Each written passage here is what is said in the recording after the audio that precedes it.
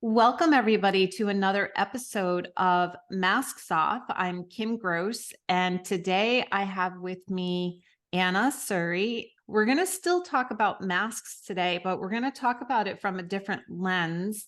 A lens that I have not really talked about it from before, which is body image issues. But I want to definitely hit upon that. And before we start the conversation, I'll begin with a quote as I normally do. And this quote is from Dr. Shefali Sabari. And the quote is, "Honoring your own worth is an inside job. No one on the outside can help you." So I really thought that quote would be a good one to use because when we are trying to heal from body image issues or even any mask that we wear, the only one who can truly do it is us. We're the only ones who can change, can heal, and grow and evolve. No one out there can do it for us. We can have people assist us, like you assist people along the way. I can assist people along the way. But at the end of the day, we're the only ones who can. So that's why I picked that quote. But before we start our conversation, let me give you the opportunity to introduce yourself in your own words. Thanks so much for having me. I'm really excited about this conversation. When we had the little meet and greet, and we started talking about it, and we thought, oh, we should just record this right now. So I'm sure it's going to be pretty juicy and so valuable for so many people. So I call myself an intuitive eating and positive body image coach. So I, broadly speaking, help women overcome any eating challenges. So that might be any types of disordered eating, such as binge eating, overeating, emotional eating, under-eating, chronic dieting. A lot of my clients have been dieting for multiple decades and they don't know how to stop.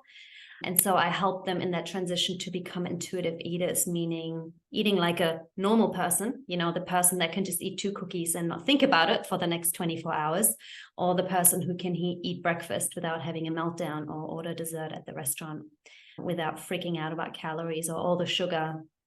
And this also includes body image work, because most women go on a diet because they're unhappy about their body. So, usually the root cause of the food issue lies in the body piece, which is really the deep work that I do with my clients, which is really incredible because we find out that it's not about the body, it's not about the food.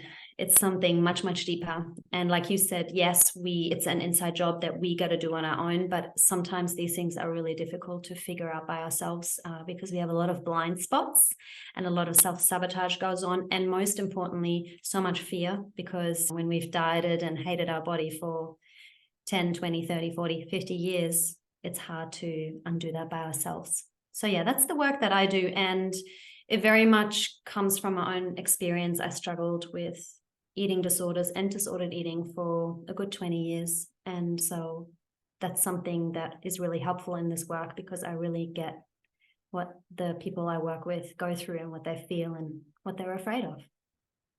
So let me start by saying that, going back to the part about the inside job, what I find is that it blows me away that so many people struggle with body image issues. What I say all the time is that at the end of the day, the energy that makes us who we are is the same energy that makes the trees, the ocean, the plants, the flowers. We are the same freaking energy. We came into this world knowing that we were worthy of love and belonging. And something shifts and changes along the way where we no longer feel and believe that. And I'm not the expert in eating disorders by any means. I can only speak from my own experience with an eating disorder and body image stuff that I know it's rooted in low self-worth. I have two questions. How is it that so many people that we can end up flipping a switch in our minds that allows us to feel like we're not worthy? And so we have these issues and put on masks. And then the second question is, as far as people that have body image issues, would you say that most either A, aren't aware and don't acknowledge and admit, or B, if they do know something's going on, are they too ashamed to reach out and ask for help so they stay in secret with it? So those are my two questions to start with. Yeah, let's see where it takes us. So I really wanted to come back to what you said, we're not born like this.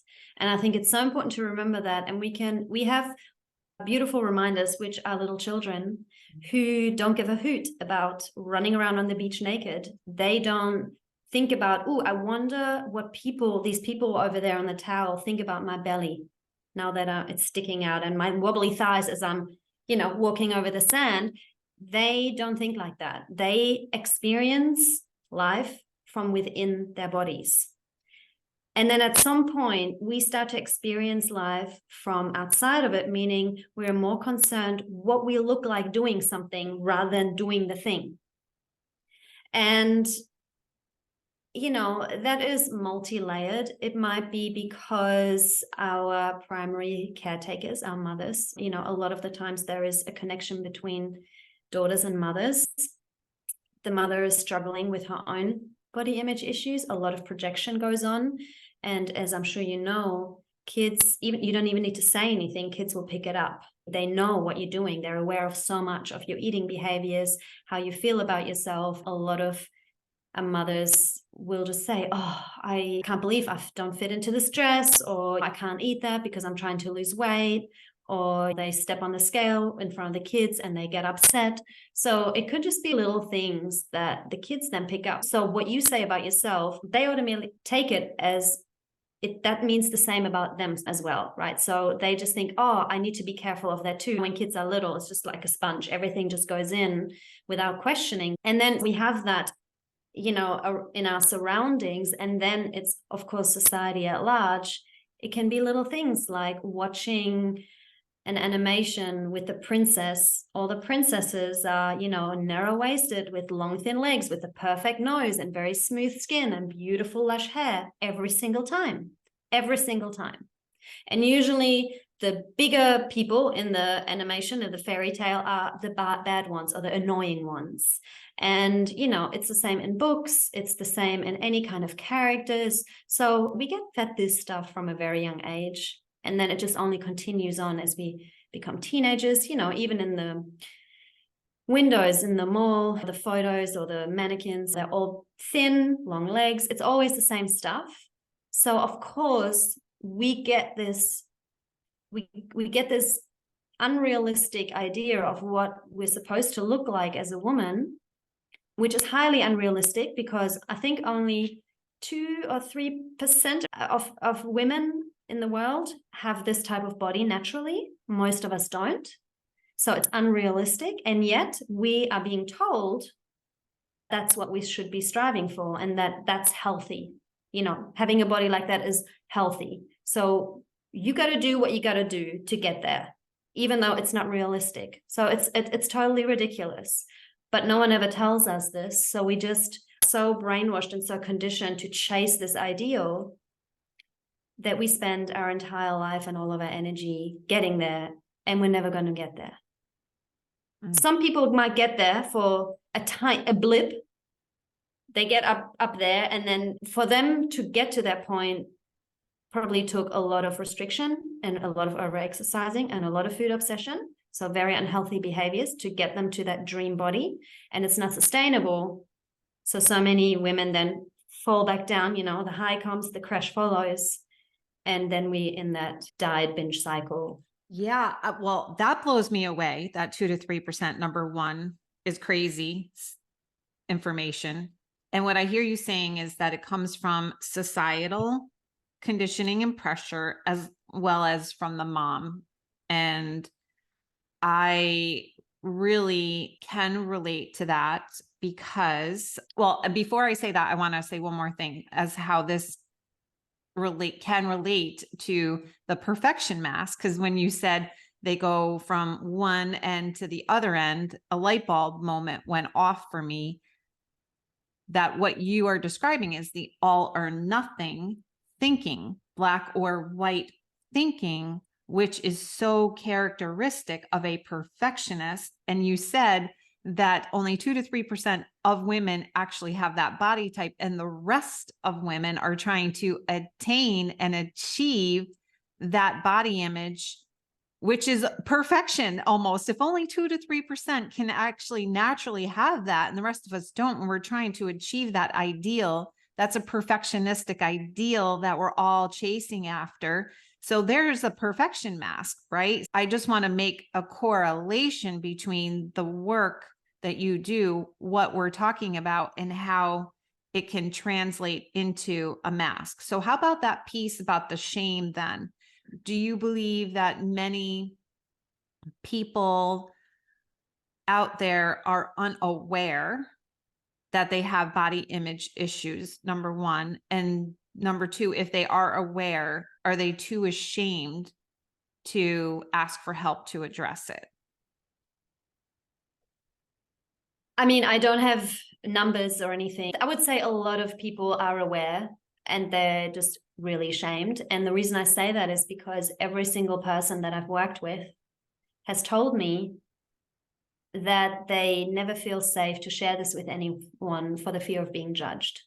And that it's so helpful just to open up to someone because they know I get it and I'm not judging and anything is welcome. A large amount of people, they're very scared because it's not portrayed anywhere in the media. So they think they're the only ones who are struggling in that way. They think, oh, I'm the only one who has these disgusting big thighs, or I'm the only one who stuffs her face with ice cream every night. I'm the only one who has terror over possibly gaining weight or judging people who are in larger bodies. They always think they're alone in that. But there are millions of people with that exact same struggle. And I know that because they all come to me and they tell me, and it's all very similar. Yeah. So the shame piece is important because the shame and not feeling good enough or worthy enough, not feeling okay about ourselves is what underpins us wearing masks and not showing up fully in the world. When I was 10 years old, I was flat chested, flat like a pencil, right? Just narrow, flat as a board. That's how I was up until I was 10. And then when I turned 11, I started puberty early, and it seemed like overnight my body changed. I mean, my boobs got huge, my hips got big, my thighs, I have stretch marks because I just got so big so quickly, and I got taller. I just sprouted up. I was taller than most of my classmates and had acne and everything. Very few of my peers were going through it at 11 or 12. Some were, but most were not. So I felt very different. It was very clear to me that I looked different from the rest of my peers. And as a human, that's what we don't want, right? We want to belong, know that we belong to our herd, because if we're on the outside, my limbic brain tells me if I'm on the outside, I might not survive. That's the old brain. So, and especially at that age, that sensitive, tender age of 11, 12, 13, you're really trying to fit in and belong. I remember, and my mom always struggled with her weight. And I remember one day she took me to like an exercise place. It might have been a Jenny Craig. I don't know. It's like a long time ago. But I remember wearing a black leotard with white tights. And if you have really big legs, white makes you look even bigger. So I had these white tights on, black leotard. We went into this place. I'm 12 years old. It's a place where you have to get weighed in, which I think right then and there is shaming in and of itself. And then there were mirrors on every wall. So everywhere you looked, there were mirrors. And they had these machines. I don't know if they have them anymore, but you put this thing around your waist and you turn the machine on and it shakes your fat. It shakes your whole body. I just remember everything just jiggling and shaking, and just looking in the mirror and feeling so incredibly ashamed. I loathed what I saw in the mirror. And I was 12 years old. And then on top of it, moving forward, the boys would make fun of me, calling me things like thunder thighs and hooters. And as I moved into high school, all of my best friends had boyfriends, and I did not have a boyfriend. I believed that I was unworthy of having a boyfriend because of the way that I looked. So that was the starting point of my trajectory of lose weight, gain weight, lose weight, gain weight, binge, restrict, and just always, always just looking in the mirror and not liking what I saw. I hated going and trying on clothes when I was in high school because half the time the clothes that were there, I couldn't get them past my knees. So I share this story because it might be helpful for moms that are listening to pick up on or see if their daughter and or son, I take my mess and I make it my message. That's the reason that I'm sharing that story, is to be able to see what you have to offer on that and how we can help people that are listening. Thank you so much for sharing that. And just like you say, because it takes courage to share our struggles and our journeys. And just by you showing that courage, some other people will feel safer to also share their story. And so we can just really bring this out into light, because what you just shared, a version of that, all of my clients have had a version of that. This is not something that we go through in isolation. This is something that so many people struggle with from a very young age. And just a little thing I felt to kind of add on, coming back to the limbic brain and the sense of belonging. So I think it's really important, even in the context of moving away from the shame, to understand that in your case, your eating behaviors, it was a form of survival. It's what you knew at that time, how to navigate this fear of death, when it really comes down to it, and creating a kind of safety, because belonging creates safety. And so this is something that I work on a lot with my clients. How can we create safety in the body? A lot of people feel so ashamed of their body and so scared because of all that it represents and all the history that it carries, that they're very much checked out of their bodies, and they're not even really feeling their bodies anymore, which then of course is tricky to then eat in a way that is intuitive, because you don't even know when you're hungry or when you're full and what kind of foods you're craving, because you're fully checked out. And a lot of people who struggle with binge eating and bulimia are very much disconnected from their bodies, and they're terrified to go back in there, because a lot of trauma lives there, and a lot of traumatic experiences that we've had from whatever age it started.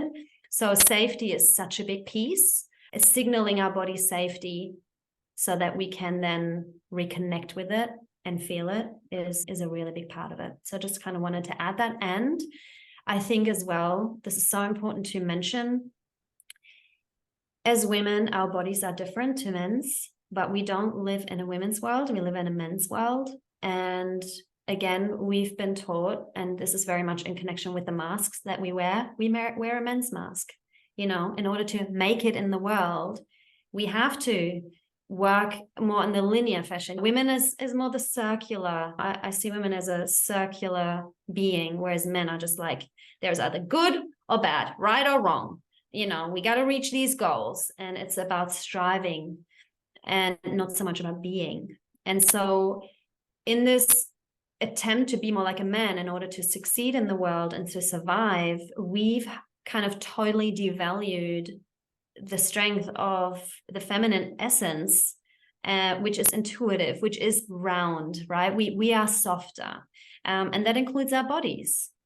In the attempt to, again, be more masculine, we also have got it in our head that we need to make our body more masculine, lean and flat, and, you know, flat stomach, toned legs, narrow hips, that kind of thing. And so I think it's important to understand that a lot of the struggle for a lot of people is also really coming back to that feminine part of themselves, because that's been denied for, or they've been denying themselves of that, again, for the fear of not being safe within that. So I just wanted to add these two little pieces. Okay, so in terms of how can we navigate this with our children, I think first and foremost, it starts with us. So it always starts with us. And if for anyone listening, if you're struggling with this, if this is a part in your life, I would highly recommend getting some support in whatever form feels good to you, because we can't teach something or demonstrate something to our kids if we're not living it. So simply by us doing our work, we will show them. We don't even need to tell them. We just show them. You know, when we start to speak differently about food, because we learn that that's not useful, if we start to speak differently about our bodies, then they will mirror that. And if you don't have any problems, but you're new to the world of intuitive eating and the whole realm of body image, some things that are really obvious, you know, if you notice that your child is eating differently, if they're starting to cook their own meals or going, no, I'm not hungry, or if they're not participating at mealtime and they're just in their room, that would be a concern. If they're not eating any of the sweet things or dessert type things, or no carbs, if you're just noticing a pattern of certain foods that they're not eating.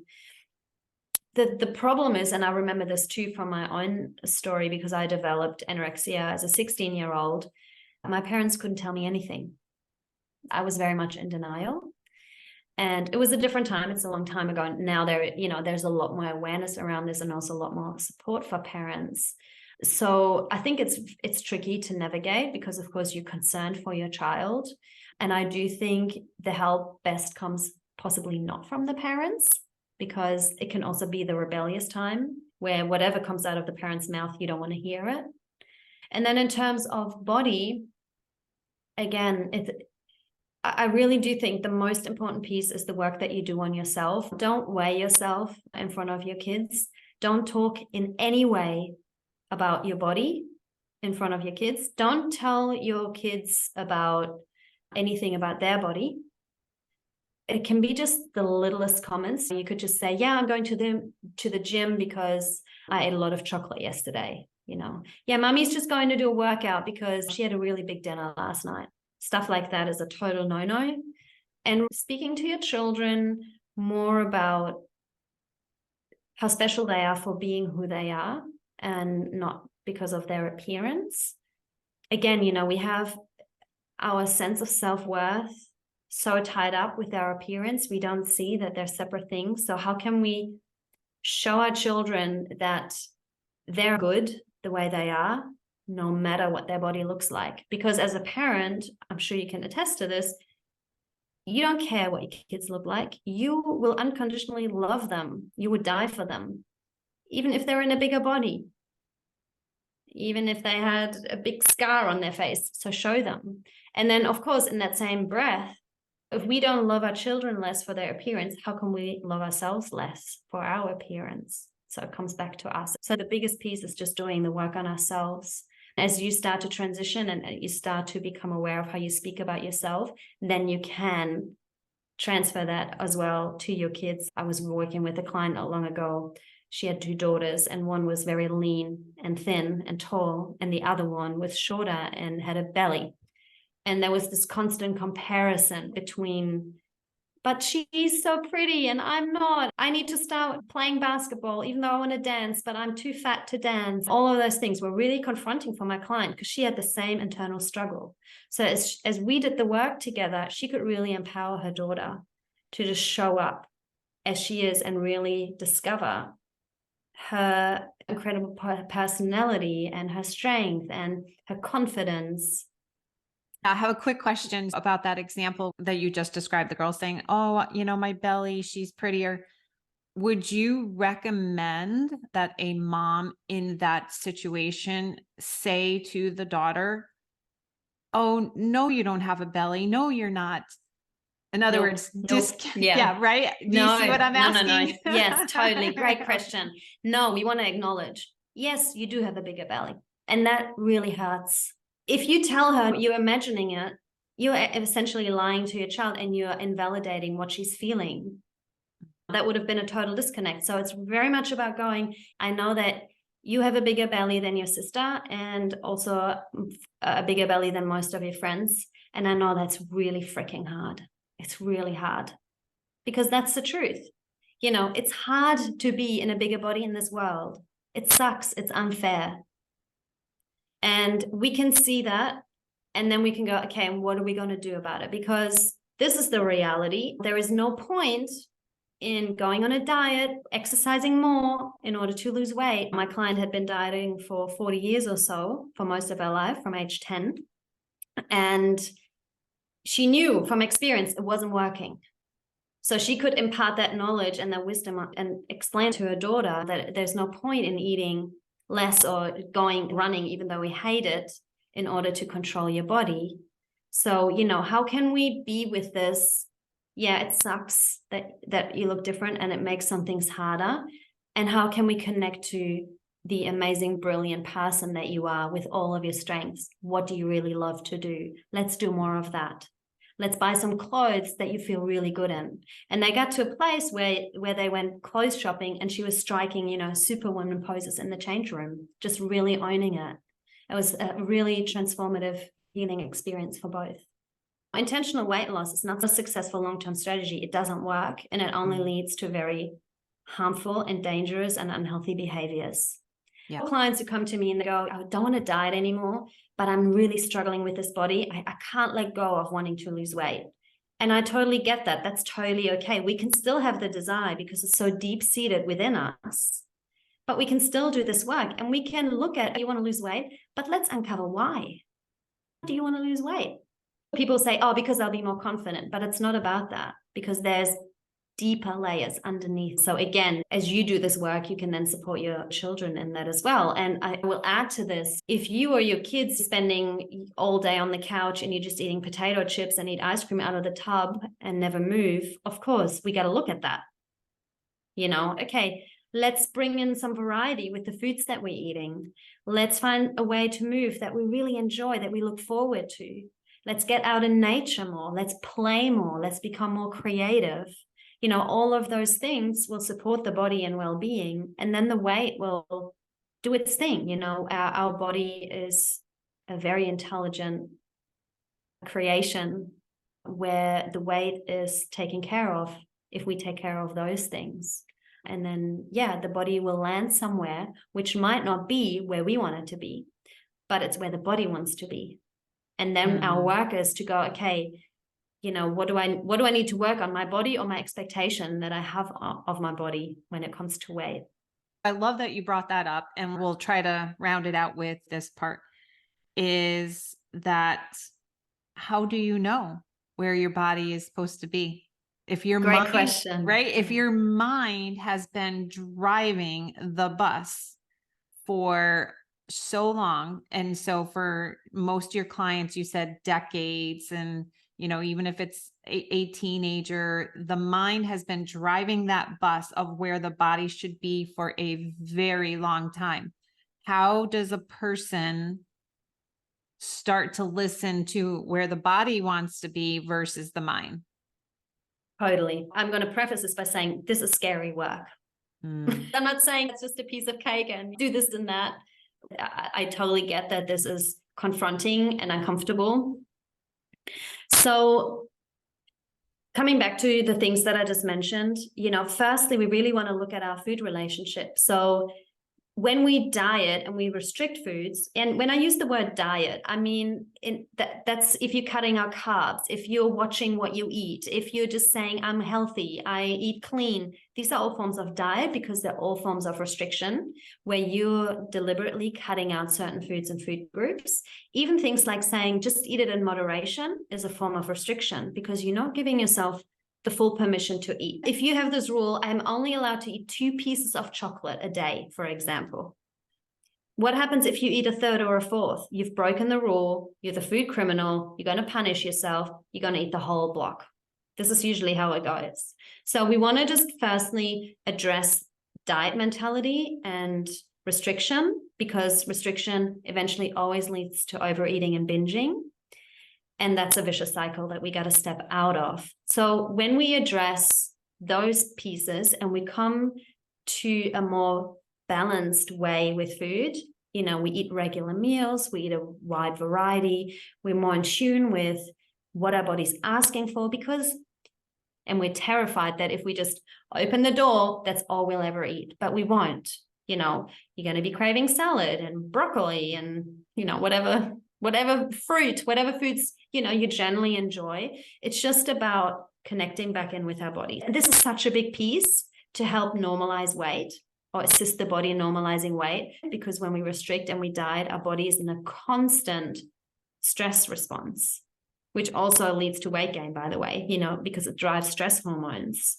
Intermittent fasting is so harmful for women, especially. So again, eating regular balanced meals, eating carbs, eating protein, eating fats, eating dessert, having fun in your life, connecting with other people over meals and in general, getting good sleep, drinking high quality water, getting out into nature, working on nervous system regulation, addressing trauma, connecting with your breath, connecting in with your body, doing some movement, some, you know, gentle movement, maybe some more high intensity if you love that, maybe not. So if we're taking care of all of those things, then our body's going to land there. And to add to that, our ideal body weight is different in different phases in our lives too. We have this goal, dream body weight in our mind. And we think once we get there, we're going to stay there until we die. You know, it's unrealistic to say, yeah, I want the body again that I had when I was 18 as a 50-year-old. You know, our bodies are designed to change.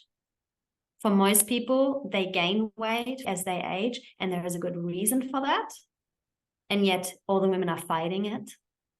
So it's the ultimate surrender, really, to go, okay, I'm going to take care of the things that I have the power to take care of and the control. Being also an imperfect, brilliant human who emotionally eats sometimes, which is okay, who loves dessert because sweets just bring so much joy, and that's okay. So I'm taking care of all these things. My body's going to take care of the rest. I'm going to do my best, and that's all I can do. That is beautiful. What you just described is that you described the middle ground. That's the in-between. That's the gray. That's the key or solution to that all or nothing, black or white, perfectionistic way of thinking. It's the in-between. And it doesn't mean you're perfectly in between all the time. It means you're on a continuum, because it is a journey, it is recovery. And sometimes you're going to slip back into that old way of thinking. It's just watching the thoughts, but we don't have to act on them. And we can be so kind and compassionate with ourselves because we know where it's coming from. We just want to belong. We just want to be safe. And you go to your body, I know, or your little girl inside, and you go, I got you. I got you. We're safe. That's really what it comes down to. I love that. So thank you so much for this conversation. It was so valuable. So how can people find you? Yeah, I mainly hang out on Instagram, and I share a lot of free value and information through my posts. So I highly recommend following and just checking that out. I'm just about to bring out a free training as well. So there'll be a link in my bio, which is an incredibly powerful training for anyone struggling with binge and over and emotional eating. So that'll be up at some point this week. Awesome. And I'll have that in the show notes as well. Thank you so much again for coming on and sharing your experience, your strength, and your hope with all of us. Thanks so much for having me. You're welcome. Thank you, everybody, for tuning in to another episode of Masks Off. And if you enjoyed this episode, I would love it if you could leave a review, comment, like, or subscribe. And I will see you next week on Masks Off.